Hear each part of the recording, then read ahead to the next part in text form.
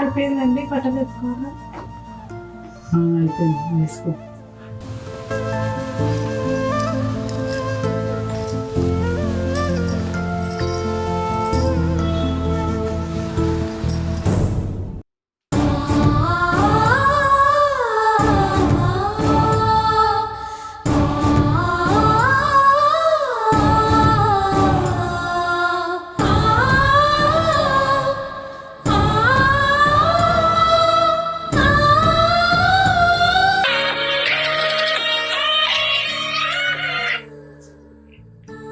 Hello.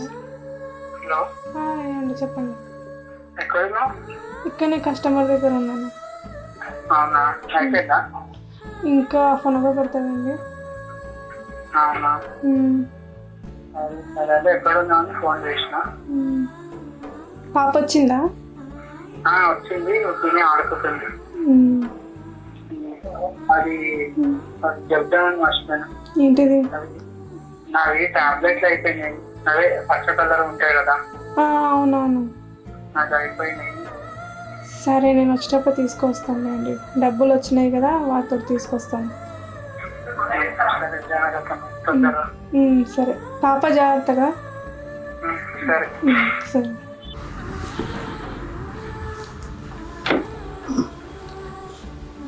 మీ ఆయనకి తెలుసా ఇట్లా చేస్తావని? తెలుసు. మరి ఏమన్నాడా? ఏమన్నాడు? అదేంటి, చాలా మంది ఇంట్లో ఒప్పుకోరు కదా, నువ్వేంటి డైరెక్ట్ మీ ఆయనకు తెలుసు అంటున్నావు? నాకున్న ప్రాబ్లమ్స్ అలా ఉన్నాయి, అందుకే చేయక తప్పదని చేస్తున్నాను. అంటే ప్రాబ్లం అంటే ఏమైంది అసలు?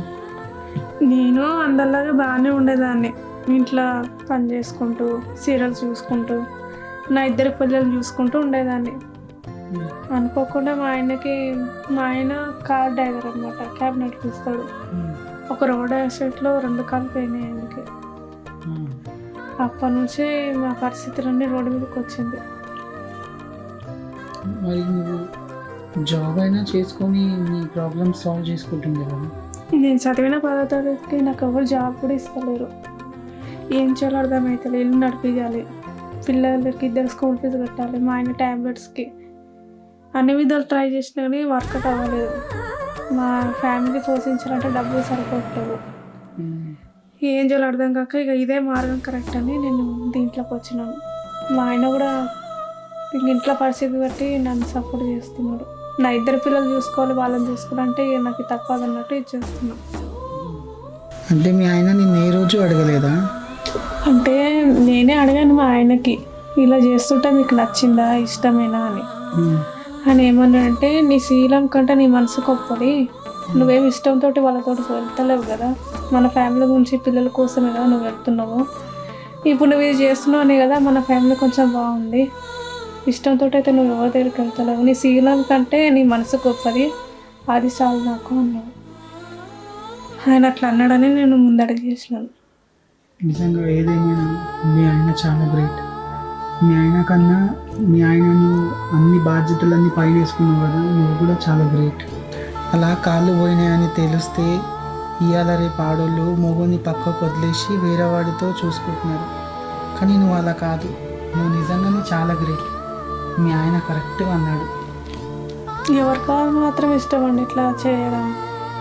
ఇంట్లో పరిస్థితి బట్టి ముందుకు వస్తాను తప్పించి మాకేమైనా ఆశను అలా చేయాలని. ఇంకా తప్పదు అన్నట్టు మా ఆయన కూడా ఇక ఏం చేయనికి కాదన్నట్టు నేను చేస్తున్నాను అంతే. నేను అమౌంట్ పంపినాను కదండి.